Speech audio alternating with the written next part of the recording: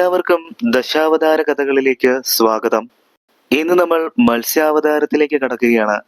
ഭഗവത് കഥാമൃതം ആരംഭിക്കുന്നതിന് മുമ്പായി ഒരു പ്രാർത്ഥന. സർവജഗത്തിനും നാഥനായ ശ്രീകൃഷ്ണ ഭഗവാനെ, അങ്ങയുടെ ഈ കഥാമൃതം കേൾക്കുന്ന ഭക്തന് അങ്ങയുടെ അനുഗ്രഹവും കൃപയും എപ്പോഴും ഉണ്ടാകണമേ. നിങ്ങളുടെ ഹൃദയം ഭക്തിയാൽ നിറഞ്ഞതാണെങ്കിൽ താഴെ കമന്റിൽ ഹരേ കൃഷ്ണ എന്ന് തീർച്ചയായും എഴുതുമല്ലോ. നിങ്ങൾ ഇതുവരെ ഈ ചാനൽ സബ്സ്ക്രൈബ് ചെയ്തിട്ടില്ല എങ്കിൽ ഭഗവാന്റെ കഥാമൃതം തുടർന്നും കേൾക്കുവാനായി സബ്സ്ക്രൈബ് ചെയ്യുമല്ലോ. പരമാനന്ദ സ്വരൂപനായ ഭഗവാന്റെ ആനന്ദപൂർണമായ മത്സ്യ അവതാര കഥ നമുക്ക് ആരംഭിക്കാം. കാലഭേദത്താൽ ഉറങ്ങിയിടുവാനായിക്കൊണ്ടുള്ള കാലുഷ്യം കൊണ്ട് തളർന്നിരിക്കുന്ന ബ്രഹ്മദേവന്റെ മുഖത്തു നിന്നും പതിച്ച വേദങ്ങളെ ഹയഗ്രീവൻ എന്ന അസുരൻ കട്ടുകൊണ്ടുപോയി. നാൻമുഖന് അത് തിരിച്ചു നൽകുന്നതിന് വേണ്ടി അഖിലാണ്ടകോടി ബ്രഹ്മാണ്ഡ നായകനായ മഹാവിഷ്ണു മത്സ്യമായി അവതരിച്ചു.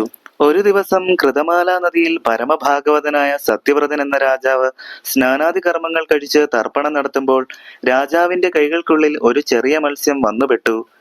രാജാവ് ആ മത്സ്യത്തെ ഒരു കുടത്തിനകത്തിട്ട് സംരക്ഷിച്ചു. കുടത്തിനകത്ത് കിടന്ന മത്സ്യം ദിനം പ്രതി വളർന്നുകൊണ്ടിരുന്നു. ആ കുടത്തിനകത്ത് തികയാത്തത് കൊണ്ട് കരുണാഹൃദയനായ രാജാവ് ആ മത്സ്യത്തെ കൊക്കരണിയിൽ നിക്ഷേപിച്ചു.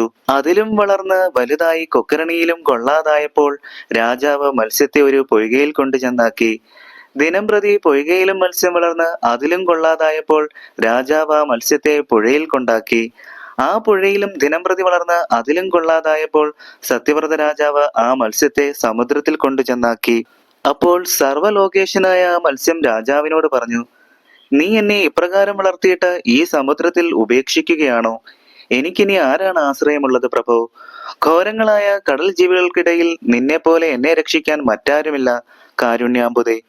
ഇപ്രകാരം മത്സ്യം പറയുന്നത് കേട്ടിട്ട് ഭഗവാൻ മാധവന്റെ അനുഗ്രഹം മൂലം രാജാവിന് ഇത് അഖിലാണ്ടകോടി ബ്രഹ്മാണ്ഡ നായകനായ ഭഗവാനാണ് മത്സ്യമായി അവതരിച്ചിരിക്കുന്നതെന്ന് മനസ്സിലായി.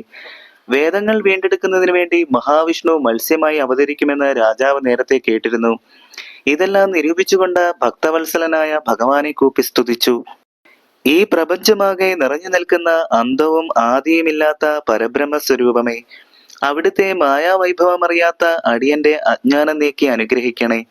രാജാവിന്റെ സ്തുതിയിൽ സംപ്രീതനായ ഭഗവാൻ അരുൾ ചെയ്തു, കേൾക്കടോ, ഇന്നേക്ക് 7-ാം നാൾ ഈ ലോകം പ്രളയജലത്തിൽ മുങ്ങും. ആ പ്രളയജലത്തിൽ നീന്തി തുടിക്കുന്നതിന് വേണ്ടിയാണ് ഞാൻ മത്സ്യരൂപം കൈക്കൊണ്ടത്. വേദങ്ങൾ അപഹരിച്ച ദാനവനെ കൊന്ന് വേദങ്ങൾ വീണ്ടെടുത്ത് ആദരാൽ അത് ബ്രഹ്മദേവന് നൽകണം. ലോകം മുഴുവൻ പ്രളയജലതിയിൽ മുങ്ങുന്നതിന് മുമ്പ് നീ എല്ലാ ഔഷധങ്ങളുടെയും വിത്തുകൾ ശേഖരിച്ച് കയ്യിൽ വെക്കണം. അങ്ങനെ വാഴുമ്പോൾ 7-ാം നാൾ കടൽ പെരുകി വരും. നീ അതിൽ കിടന്ന് വലഞ്ഞിടുമ്പോൾ ഒരു തോണി ഉയർന്നു വരും. സപ്തർഷികളോടൊപ്പം നീയും ആ തോണിയിൽ കയറുക. സപ്തർഷികളുടെ നിർദ്ദേശപ്രകാരം നീ എന്നെ സ്തുതിക്കുമ്പോൾ ഞാൻ അവിടെ പ്രത്യക്ഷപ്പെടും. അപ്പോൾ നിന്റെ അടുത്ത് എന്നെ കാണായി വരും. നീ തോണിയെ എന്റെ കൊമ്പിൽ കെട്ടിയിടണം. നിനക്ക് ആനന്ദം വളർത്തുന്നതിനു വേണ്ടി ഞാൻ തോണിയെ അങ്ങോട്ടും ഇങ്ങോട്ടും വലിച്ചുകൊണ്ടു പോകും. അപ്പോൾ നിനക്ക് മനഃശുദ്ധിയും വിരക്തിയും ഉണ്ടാകുന്നതാണ്. അപ്പോൾ നിനക്ക് ഞാൻ ജ്ഞാനോപദേശം നൽകുന്നതായിരിക്കും. ഇങ്ങനെ പറഞ്ഞിട്ട് മത്സ്യരൂപിയായ ഭഗവാൻ സമുദ്രത്തിന്റെ ഉൾത്തട്ടിലേക്ക് ഊളിയിട്ട് മറഞ്ഞു. ഭാഗവതോത്തമനായ രാജാവ് വിത്തുകളെല്ലാം ശേഖരിച്ച് ആ ദിനത്തിനായി പാർത്തിരുന്നു. സത്വരം ഭഗവാൻ അരുൾ ചെയ്ത പോലെ തന്നെ 7-ാം നാൾ 3 ലോകവും പ്രളയാബ്ദിയിൽ മുഴുകി. രാജാവ് ചിത്തത്തിൽ ജഗന്നാഥനെ ധ്യാനിച്ചുറപ്പിച്ചുകൊണ്ട് ആ ജലതിയിൽ നീന്തിക്കൊണ്ടിരുന്നപ്പോൾ ഒരു തോണി കാണായി വന്നു. സപ്തർഷിമാരോടൊപ്പം ആ തോണിയിലേക്ക് സത്യവ്രതനും കയറി. തോണി കരയെങ്ങും കാണാതെ പല ദിവസങ്ങളോളം താണുപോകാതെ ദീനതയൊഴിഞ്ഞ് ഭഗവാനെ തന്നെ മനസ്സിൽ ഉറപ്പിച്ചുകൊണ്ട് മുനി നിയോഗത്താൽ സത്യവ്രതനിരുന്നു. മത്സ്യവിഗ്രഹനായ ഭഗവാനെ ധ്യാനിച്ചു കൊണ്ടിരിക്കുമ്പോൾ മത്സ്യരൂപിയായ ഭഗവാനെ കാണായി വന്നു. മത്സ്യരൂപിയായ ഭഗവാൻ തോണിയുടെ അടുത്തേക്ക് വന്നപ്പോൾ വന്ദിച്ചു കൂപ്പി സ്തുതിച്ചുകൊണ്ട് സത്യവ്രതൻ നേരത്തെ നിർദ്ദേശിച്ചതനുസരിച്ച് തോണിയെ മത്സ്യത്തിന്റെ കൊമ്പിൽ കെട്ടി. അക്കാലം സത്യവ്രതം തോണിയും വലിച്ചുകൊണ്ട് ഉൾകൃപയോടുകൂടി നീങ്ങുന്ന മത്സ്യവിഗ്രഹനായ ഭഗവാനെ പ്രസ്തുതനാക്കിയിട്ട് അതിഭക്തിയാ കൂപ്പി സ്തുതിച്ചു. അന്നേരം മത്സ്യമൂർത്തിയായ ഭഗവാൻ വഴിപോലെ തത്വജ്ഞാനം ഉപദേശിച്ചു കൊടുത്തു സത്യവ്രതന്. അതുകൊണ്ടാണ് രാജാവായ സത്യവ്രതനും മത്സ്യമൂർത്തിയുമായ ഭഗവാനും തമ്മിലുള്ള സംവാദം മത്സ്യപുരാണം എന്ന രീതിയിൽ ഭക്തിയാ പഠിക്കുന്നത്. ആ പ്രളയ ജലാബ്ദിയിൽ വെച്ച് തന്നെ ഭഗവാൻ ഹയഗ്രീവനെ നിഗ്രഹിച്ചു. വേദങ്ങൾ വീണ്ടെടുത്തു. നിദ്രയെ പിരിഞ്ഞ ബ്രഹ്മദേവന് വേദങ്ങൾ തിരികെ നൽകി. ഇത് കണ്ട് സന്തോഷത്തോടെ ബ്രഹ്മദേവൻ അഖിലാണ്ടകോടി ബ്രഹ്മാണ്ഡ നായകനായ ഭഗവാനെ ഭക്തിയാ കൂപ്പി സ്തുതിച്ചു. എന്നിട്ട് മുന്നേ പോലെ സൃഷ്ടികർമ്മം തുടങ്ങി.